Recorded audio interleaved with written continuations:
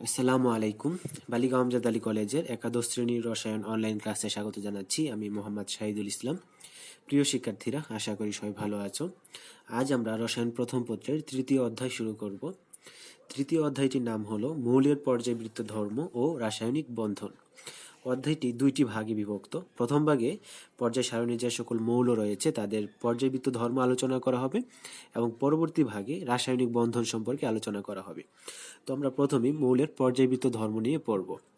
মৌলের পর্যায়বৃত্ত ধর্ম পড়তে গিয়ে আমরা শুরুতেই ইলেকট্রন বিন্যাসের ভিত্তিতে মৌলের শ্রেণীবিভাগ কিভাবে করা হয় সেটি পড়ব। ইলেকট্রন বিন্যাসের ভিত্তিতে মৌলের শ্রেণীবিভাগ।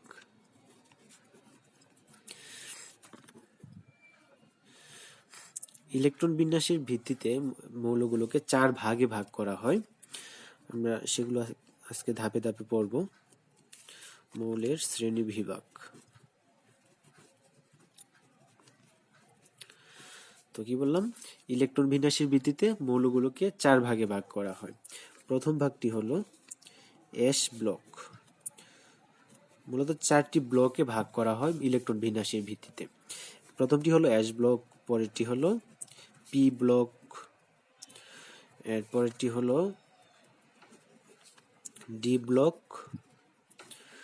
এরপর সর্বশেষটি হলো এফ ব্লক মৌল। এই চারটি ব্লকে ইলেকট্রন বিন্যাসের ভিত্তিতে মৌলগুলোকে শ্রেণীবিভাগ করা হয়। আমাদের পর্যায় সারণীতে এই পর্যন্ত যে 118টি মৌল আবিষ্কৃত হয়েছে, এই 118টি মৌল এই চারটি ব্লকের অন্তর্ভুক্ত। এস ব্লকে রয়েছে 14টি মৌল, এরপর পি ব্লকে রয়েছে 36টি মৌল, আর ডি ব্লকে আছে 41টি মৌল, আর এফ ব্লকে রয়েছে 27টি মৌল। এই সবগুলো মিলিয়ে হয় কত? 118টি। এই হলো চারটি ব্লকে ভাগ। এখন কোন মৌলগুলো কোন ব্লকে অবস্থিত সেটা আমরা কিভাবে বুঝবো সেটি আমরা আজকে ধাপে ধাপে পড়ব। প্রথমে আমরা এস ব্লক মৌল পড়ব। এস ব্লক মৌল। এস ব্লক মৌল কাদের বলা হয়? পর্যায় সারণীতে যে সকল মৌলের সর্বশেষ ইলেকট্রনটি শুধুমাত্র এস অরবিটালে প্রবেশ করে তাদেরকে বলা হয় এস ব্লক মৌল।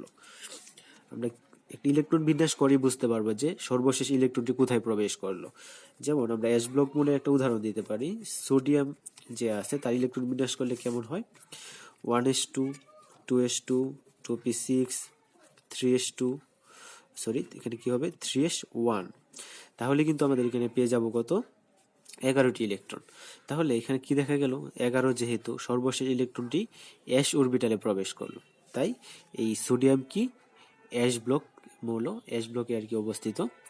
এরপর আরেকটা উদাহরণ দেখতে পারি, ক্যালসিয়াম 20। এরপরে এটা ইলেকট্রন বিন্যাস করলে 1s2, 2s2, 2p6, 3s2, 3p6, এরপর 4s2। এখানে হয় 20টা। তোমরা যেহেতু আমরা ইলেকট্রন বিন্যাস পারো, আমরা দ্বিতীয় অধ্যায় শিখিয়েছি কিভাবে ইলেকট্রন বিন্যাস করতে হয়, তো এখানে আর ইলেকট্রন বিন্যাস দেখালাম না। ইলেকট্রন বিন্যাস তো তোমরা পারবাই। তো এখানে দেখো ইলেকট্রন, সর্বশেষ ইলেকট্রনটা কোথায় গেল? এসে গেল। তাই ক্যালসিয়ামও কি এস ব্লক মৌল। তো এস ব্লকে মূলত গ্রুপ 1 এবং গ্রুপ 2 এর যে সকল মৌল আছে সেগুলো কি এস ব্লকের, যে ক্ষার ধাতু এবং মৃৎ ক্ষার ধাতু এবং সাথে নিষ্ক্রিয় গ্যাস হিলিয়াম কি নিয়ে এই এস ব্লক মৌলগুলো। আর এরপরে আমরা চলে যাই পি ব্লক মৌল কোনগুলো। P block. পি ব্লক মৌলগুলো হলো যে এস ব্লকের মধ্যে যে সর্বশেষ ইলেকট্রনটি যে শুধুমাত্র যেখানে যে মৌলগুলোর ক্ষেত্রে পি অরবিটালে প্রবেশ করে তারাই হলো কি পি ব্লক। আমরা পি ব্লক মৌলের একটা উদাহরণ দেখতে পারি, যেমন অ্যালুমিনিয়াম। অ্যালুমিনিয়াম 13, এটা ইলেকট্রন বিন্যাস করলে কি হয়? 1s2, 2s2, 2p6, 3s2, এটা কত? 10, 12, আর একটা কত হয়? 3s এর পর হলো 3p1। তো এখানে যে 3p এ চলে গেল ইলেকট্রনটা, তাই এটা কি হবে? P block. এরপর আরেকটা উদাহরণ দেখতে পারি, ক্লোরিন 17। এটা ইলেকট্রন বিন্যাস করলে কি হয়? 1s2, 2s2, 2p6, 3s2, এরপরে 3p হয় 5। তাহলে এখানেও সর্বশেষ ইলেকট্রনটা কোথায় গেল? 3p এর ভিতর। তো এটাও কি হবে? একটা পি ব্লক মৌল। এরপরে আমরা বলবো ডি ব্লক মৌল। ডি ব্লক মৌল হলো যে সকল মৌলের ইলেকট্রন বিন্যাসে সর্বশেষ ইলেকট্রনটি ডি অরবিটালে প্রবেশ করে তারাই হলো ডি ব্লক।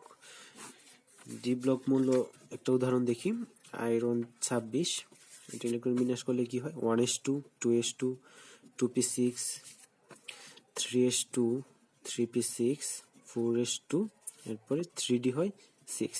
তো এখানে সর্বশেষ ইলেকট্রনটি কোথায় গেল, ডিতে, তাই আমরা বলতে পারি যে আয়রন একটা কি ডি ব্লক মৌল।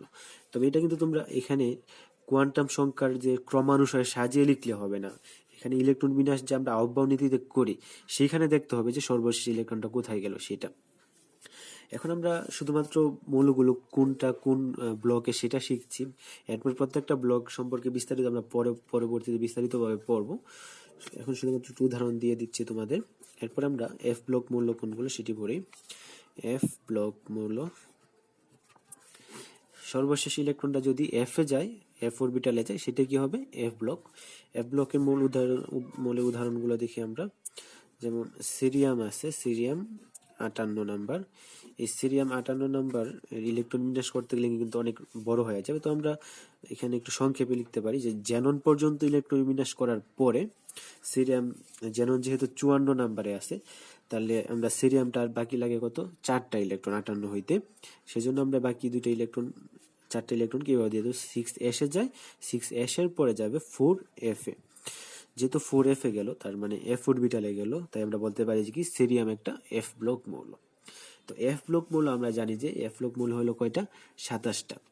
f ব্লক মৌলগুলো মূলত এখানে আমাদের যে অ্যাক্টিনাইট সিরিজ আর ল্যান্থানাইট সিরিজ যে আছে, সেই ল্যান্থানাইট এবং অ্যাক্টিনাইট সিরিজে কিন্তু 15টা করে 30টা মৌল রয়েছে। সেই 30টা মৌলের ভিতর থেকে আমরা এফ ব্লক মৌলগুলো পাই। তবে এখানে 3টা মৌল আছে যারা কিনা এফ ব্লকের না, ল্যান্থানাইট এবং অ্যাক্টিনাইট সিরিজের ভিতরে, কারণ এখানে আছে হলো টোটাল 30টা মৌল। যেমন ল্যান্থানাম থেকে শুরু করে আমরা জানি, ল্যান্থানাম 57 থেকে শুরু করে লুটেসিয়াম 71 এই পর্যন্ত হলো আমাদের ল্যান্থানাইট সিরিজ। আমরা পর্যায় সারণীর নিচে যে দুইটা সিরিজ, দুইটা আমরা সারি দেখি, সেই দুইটা সারি কিন্তু ল্যান্থানাইট এবং অ্যাক্টিনাইট সিরিজে। তো ল্যান্থানাম থেকে লুটেসিয়াম 71 পর্যন্ত হলো 15টা মৌল।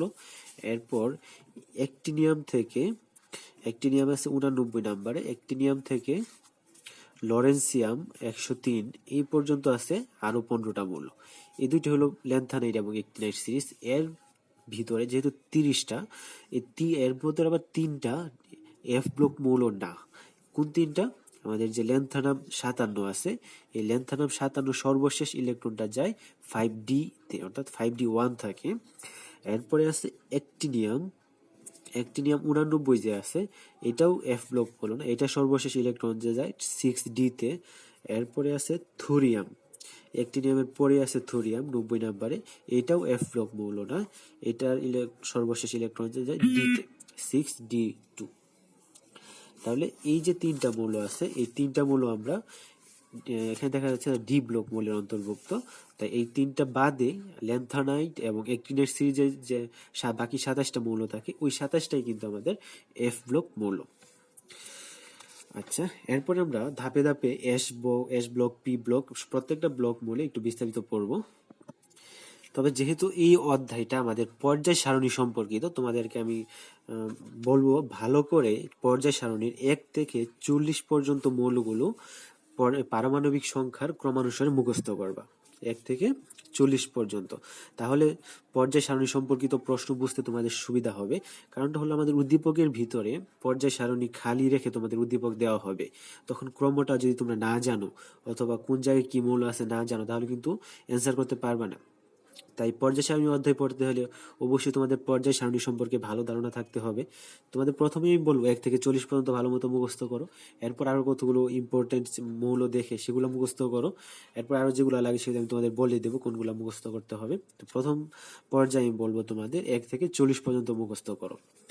আচ্ছা, এরপরে আমি এস ব্লক মৌল সম্পর্কে একটু আলোচনা করব।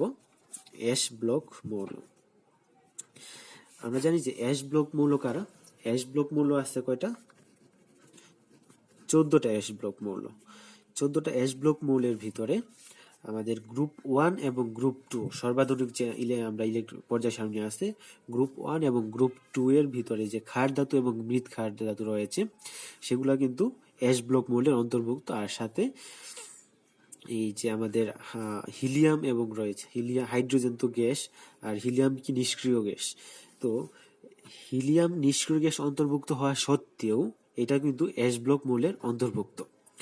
আচ্ছা, তবে এখানে একটা জিনিস মনে রাখতে হবে তোমাদের, এই এস ব্লক মৌলগুলোর ভিতরে হাইড্রোজেন এবং এই হিলিয়াম ছাড়া বাকি সবাই কি ধাতু, হয়তো ক্ষার ধাতু অথবা মৃৎ ক্ষার ধাতু। যেহেতু এরা ধাতু বা মৃৎ ক্ষার ধাতু, তাহলে এই এস ব্লক মৌলগুলোর ধর্ম কি হবে? এদের আয়নীকরণ শক্তি খুব কম, এরা সহজে আয়নিত হয়, সহজে ইলেকট্রন ত্যাগ করতে পারে। এরপরে এরা যেহেতু ধাতু, এরা অবশ্যই বিদ্যুৎ পরিবহন করবে এবং এই অ্যাশ ব্লক মৌলগুলো অত্যন্ত সক্রিয় হয়ে থাকে। তো এরকম অ্যাশ ব্লক মৌলের অনেকগুলো বৈশিষ্ট্য রয়েছে তোমাদের বইয়ে, তোমরা বৈশিষ্ট্যগুলো একটু পড়ে নিবা। যদি না বুঝো তাহলে আবার আলোচনা করবো সেই সম্পর্কে, যেহেতু অনেকগুলো বৈশিষ্ট্য, তো এখানে আলোচনা করতে গেলে দেখা যাবে অনেকক্ষণ সময় লেগে যাবে, যেহেতু বাংলা লেখা অনেকটা। তো আশা করি তোমরা সেই বৈশিষ্ট্যগুলো নিজেরাই পড়তে পারবা, তো আমি সেদিকে আলোচনায় গেলাম না। এরপরে আমরা পি ব্লক মৌলে চলে যাই। পি ব্লক মৌল,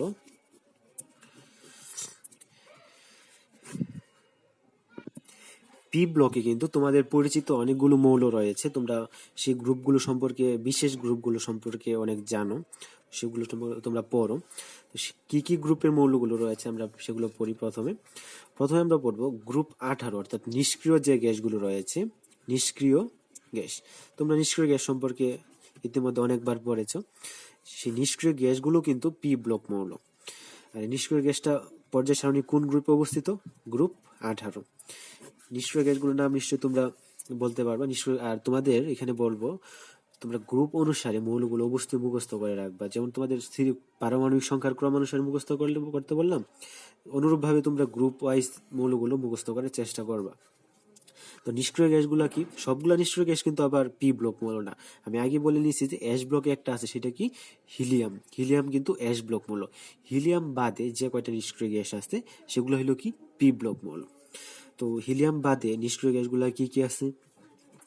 নিয়ন, আর্গন, ক্রিপ্টন, জেনন, রেডন এবং সর্বশেষ আবিষ্কৃত যে মৌল রয়েছে সেটা হলো কি? অর্গানেসন। এই 6টা নিষ্ক্রিয় গ্যাস আমাদের পি ব্লক মৌল। এখন তোমরা এগুলা মনে রাখার পদ্ধতি আশা করি শিখেছো। এরপরে আমি আবার বলে দিচ্ছি, তোমরা আগে কিভাবে মনে রাখতা নিষ্ক্রিয় গ্যাসগুলা, যে হেনা আর করিম যাবে রমনা। তো এখানে হেটা তো হিলিয়াম হয়ে গেল কি? অ্যাশ ব্লক মৌল। বাকিগুলা কিভাবে মুখস্থ রাখবা? যে না আর করিম, হেনার হে বাদ আমরা যদি লিখি হেনা আর করিম যাবে রমনায়। যেহেতু এখানে নতুন একটা মৌল যুক্ত হলো অর্গানেসন, তো সেটা মনে রাখার জন্য দিব রমনায় অগির কাছে, আমরা লিখে দিই অগির কাছে। তো এইভাবে কিন্তু আমরা নিষ্ক্রিয় গ্যাসগুলো মনে রাখতে পারি। এখান থেকে হেনার হেটা বাদ দিয়ে দিবা, যেহেতু এটা কি? Ash block. আর বাকিগুলো হলো কি? P block. তো না দিয়া কি? নিয়ন, আর দিয়া কি? আর্গন, করিম দিয়া ক্রিপ্টন, জাবে দিয়া জেনন, রমনা দিয়া রেডন, আর ওগি দিয়া দিবা অর্গানেসন। আর কাছে দিয়ে কিছুই নেই, এটা আমাদের জাস্ট মিলানোর জন্য দিলাম। তো এইভাবে হলো এই 6টা পি ব্লক মৌল নিষ্ক্রিয় গ্যাসগুলো মনে রাখতে পারবা। এরপরে আরেকটি পি ব্লক মৌল আছে, সেটা তোমরা জানো, হ্যালোজেন। হ্যালোজেন যেগুলো রয়েছে সেগুলোও কিন্তু আমাদের পি ব্লক মৌল। হ্যালোজেনগুলো আশা করি তোমাদের মুখস্থ আছে। কি কি হ্যালোজেন রয়েছে? Fluorine, chlorine, bromine, iodine, astatine. এরপরে সর্বশেষ আবিষ্কৃত আরেকটা মৌল রয়েছে হ্যালোজেনে, সেটা যুক্ত হইল কি? টেনেসিন। এই টেনেসিনও কি? হ্যালোজেন। এই যে এখানে কয়টা মৌল পেলাম? ফ্লুরিন, ক্লোরিন, ব্রোমিন, আয়োডিন, অ্যাস্টেটিন আর টেনেসিন। এই ছয়টা কিন্তু হ্যালোজেন, আর এরা কি? পি ব্লক মৌল। হ্যালোজেনগুলো কত নাম্বার গ্রুপে অবস্থিত? এটা যেমন গ্রুপ 18, এর আগেই কিন্তু হ্যালোজেনগুলো থাকে গ্রুপ 17তে। এই গ্রুপ 17তে হলো হ্যালোজেনগুলো। এরপরে পি ব্লক মৌল আরেকটা গ্রুপ রয়েছে, সেটা হলো কত? গ্রুপ 16। এই গ্রুপ 16 আবার কি? পি ব্লক মৌল। গ্রুপ 16কে বলা হয় চ্যালকোজেন। গ্রুপ 16কে কি বলা হবে? চ্যালকোজেন। চ্যালকোজেন। এই চ্যালকোজেন অর্থ হলো আকরিক উৎপন্নকারী, যারা আকরিক তৈরি করে তারাই হলো কি চ্যালকোজেন। এই চ্যালকোজেন গ্রুপটা হলো গ্রুপ 16। এই গ্রুপ 16 এর ভিতরে কি কি মৌল রয়েছে? Oxygen, sulphur, selenium, tellurium, polonium. এই এই কয়টা মৌল হলো কি চ্যালকোজেন। এই চ্যালকোজেন মৌলগুলো তোমরা কিভাবে মনে রাখবা?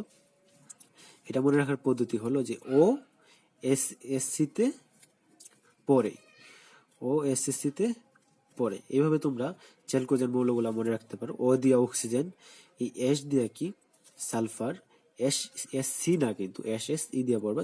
এস ই তে হলো কি সেলেনিয়াম, টি ই তে হলো টেলুরিয়াম, পিও তে পোলোনিয়াম, আর আর ই তে আসলে এখানে কিছুই না। তো আমরা এই যে এখানে 5টা মৌল রয়েছে, এই 5টা মৌলকে কি বলা হবে? চ্যালকোজেন। তবে আরেকটি সর্বশেষ আবিষ্কৃত মৌল রয়েছে এই গ্রুপ 16-তে, সেটা হলো কি লিবারমোরিয়াম। এই লিবারমোরিয়ামকেও চ্যালকোজেন ধারণা করা হচ্ছে। এর রাসায়নিক ধর্ম সম্পর্কে এখনো সম্পূর্ণ জ্ঞাত না বিজ্ঞানীরা, তবে এটাকে ধারণা করা হচ্ছে যে এটাও চ্যালকোজেন। তবে এটা কি আমাদের ল্যাবরেটরিতে ক্ষণিক সময়ের জন্য সৃষ্টি একটা মৌল। পি ব্লক মৌলের আরেকটা গ্রুপ হলো গ্রুপ 15। এই গ্রুপ 15কে বলা হয় নিকটোজেন গ্রুপ। এটাকে কি গ্রুপ বলা হবে? নিকটোজেন। এই নিকটোজেন কথার মানে হলো শ্বাসরোধকারী, অর্থাৎ যেটা শ্বাস বন্ধ করে দেয়। এই 15 গ্রুপের প্রথম মৌলটা হলো নাইট্রোজেন। এই নাইট্রোজেন যেহেতু শ্বাসরোধকারী হিসেবে পরিচিত, এই জন্য এই গ্রুপটার নাম হয়ে গেল কি নিকটোজেন। নিকটোজেন গ্রুপে কি কি মৌল রয়েছে? Nitrogen, phosphorus, arsenic, antimony, bismuth এবং সর্বশেষ আবিষ্কৃত আরেকটা মৌল, সেটা হলো কি মস্কোবিয়াম। এটাও নিকটোজেন গ্রুপে অবস্থিত। আর এটা কিভাবে মনে রাখবা? এই মৌলগুলোকে মনে রাখার কিন্তু একটা পদ্ধতি রয়েছে। সেটা কি যে নয়ন পাগলা এসেছিল সোমবার বিকালে।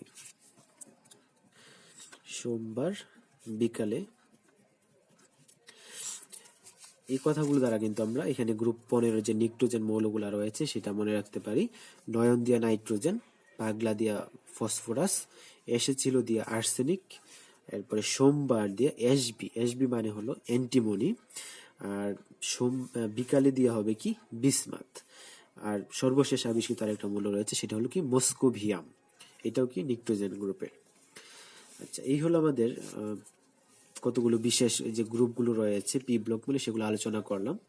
এরপরে পি ব্লক মূলের আরো কতগুলো ধর্ম রয়েছে, যেমন তোমাদের একটা প্রশ্ন আলোচনা করি এখানে, যে নাইট্রোজেন, আমরা জানি নাইট্রোজেন ট্রাইক্লোরাইড গঠন করে, কিন্তু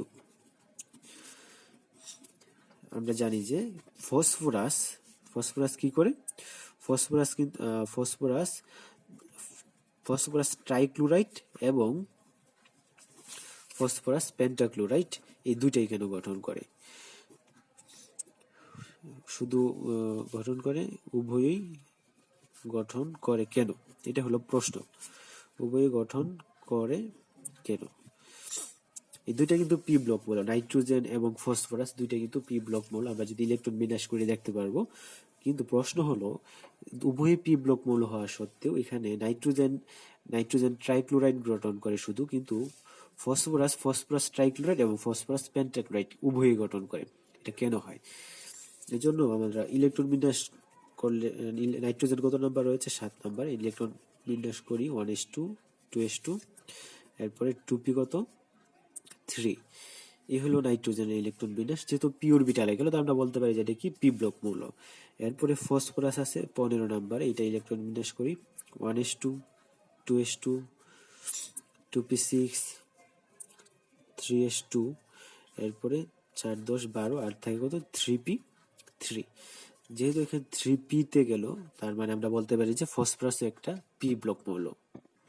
এখন প্রশ্ন হলো, নাইট্রোজেন কেন ফসফরাসের চেয়ে ব্যতিক্রম? এটা ইলেকট্রন বিন্যাস যদি আমরা দেখি, নাইট্রোজেনের সর্বশেষ পি অরবিটালে রয়েছে 3টা ইলেকট্রন। আমরা হুন্ডের নিয়ম অনুসারে যদি এখানে একটু সাজিয়ে লিখতাম তাহলে কি হইতো? 1s2, 2s2, 2px1, 2py1 এবং এটা হলো কি 2pz1।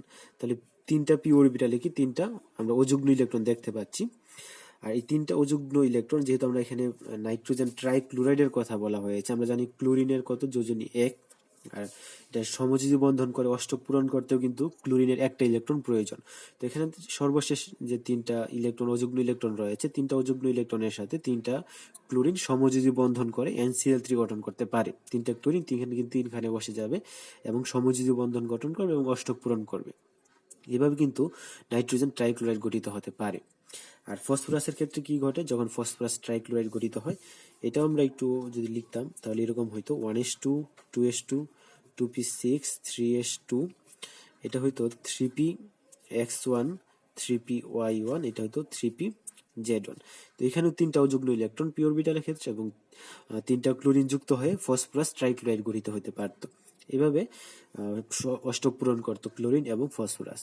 এখন প্রশ্ন হলো, ফসফরাস কেন আবার পেন্টাক্লোরাইড গঠন করে? ফসফরাস পেন্টাক্লোরাইড গঠন করার কারণটা হলো, ফসফরাস যখন উত্তেজিত অবস্থায় হয় তখন ফসফরাস ইলেকট্রন বিন্যাসটি একটু পরিবর্তিত হয়ে যায়।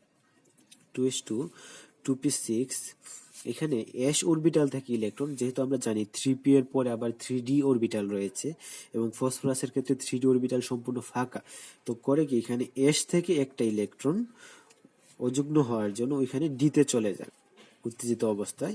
এখানে 3py1, এটা 3pz1 এবং ওইখানে হবে কি 3d1। তো এখানে দেখা যাচ্ছে যে আমরা এখানে 5টা অযুগ্ম ইলেকট্রন পেয়ে যাচ্ছি উত্তেজিত অবস্থায় ফসফরাসের ক্ষেত্রে।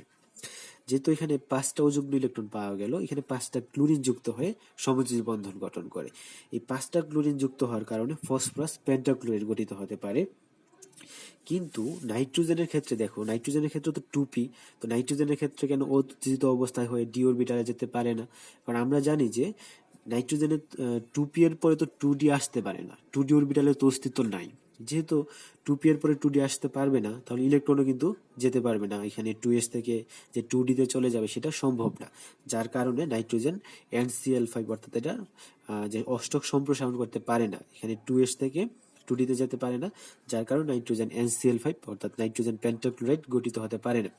অপরদিকে ফসফরাসের যেহেতু এখানে 3p এর পরে 3d তে যাওয়ার সুযোগ রয়েছে, s থেকে উত্তেজিত অবস্থায় ইলেকট্রন চলে যায়, যার কারণে ফসফরাস পেন্টাক্লোরাইড গঠন করতে পারে। তো প্রিয় শিক্ষার্থীরা, আমরা এভাবে ধাপে ধাপে প্রত্যেকটা ব্লক মৌলের এই কতগুলা বিশেষ ধর্ম আলোচনা করব। আজ আমার ক্লাস এই পর্যন্তই। যদি কোনো বুঝতে সমস্যা হয় তাহলে কমেন্ট করে জানাও। আগামী ক্লাসে ইনশাআল্লাহ আরো আমরা ডি ব্লক এবং এফ ব্লক মৌল সম্পর্কে আলোচনা করব। তাহলে আজ এই পর্যন্তই।